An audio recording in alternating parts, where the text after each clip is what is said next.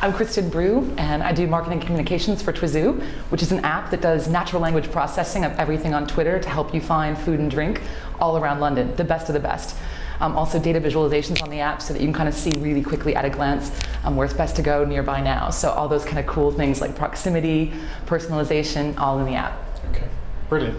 So you're based in tech space. Yep. Why did you choose to base yourselves here?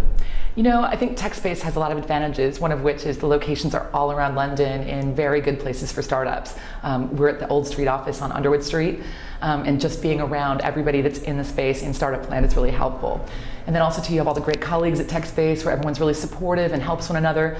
And as a startup, you can't get by with enough friends. You always need more friends. So tech space is really great for that. In addition to that, TechSpace has really good stuff to make sure that you meet the right people, a lot of programs to socialize with people, so you can get the word out there a lot easier. Okay.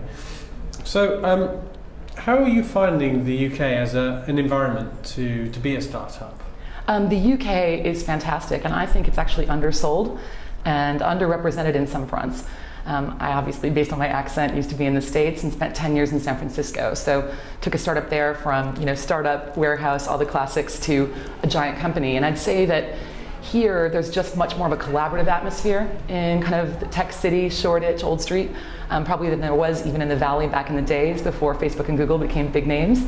And I'd also say that government-wise, the funding situation is a lot better. So, things like I See Tomorrow, some of the government programs for that, extremely, extremely helpful for startups, and really good collaborative atmospheres to get help and support from those organizations beyond just the cash that they kind of give you for cool projects. Another thing I think for startups that's also kind of undersold about the UK is, if you're in the States and doing stuff, you always have to worry about health insurance once you start hiring. Whereas here, the NHS kind of makes that kind of not a worry for businesses. So I'd say that, the environment here is extremely favorable for people with good ideas that like to collaborate and want to get it started. So to me, London's where it's at right now. Okay, so you don't think there's any need for anything else, any further government addition? In a way, I think that the government has so many programs on offer, it's almost like they need to do even more kind of marketing and promotion of those things. A lot of the times when I talk to other startups or work with other startups, I also do some volunteering for an accelerator program. A lot of people don't know about all the things that are out there because there's so many. So in a way, I think the government could do more to promote itself that way. I also think, too, for companies thinking about whether or not they're going to launch in the States or maybe launch in the UK with plans to do both at some point, I think the UK could do even more to promote itself outside of that, because I think a lot of the business decisions about being based in London would put London over the edge and the UK over the edge in terms of where I'd start first. Okay. Now, obviously, Shoreditch has come up a long way in the last few years. Do you think it's sustainable to stay here, obviously because the rents are rising? Do you think there's a possibility that the innovation will be forced out of London again? Rents for everything are real problematic, aren't they? For office spaces, for people for living, problematic. That being said, you just really can't beat being here in the city, and particularly with proximity to the city. You've got a real confluence of the media people, everybody down in Soho that works in advertising, the best in terms of creativity there. And then you've got all the capital and all the knowledge and know-how of the legal and financial minds of the city. So I think it's really difficult to think about that getting pushed away.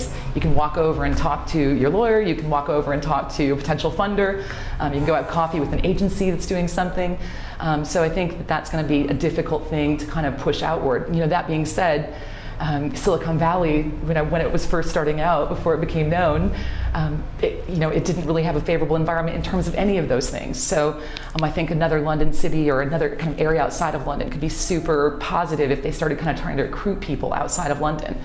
So it's obvious that you can build those things and make them come if you want to. Okay. Now, as an experienced person who's done, obviously, as you said, your own company in the States and the company here in the UK, what bit of advice would you give to people starting out on their own for the first time? Wow, it's a long list. I think the first thing I would say is, build something good.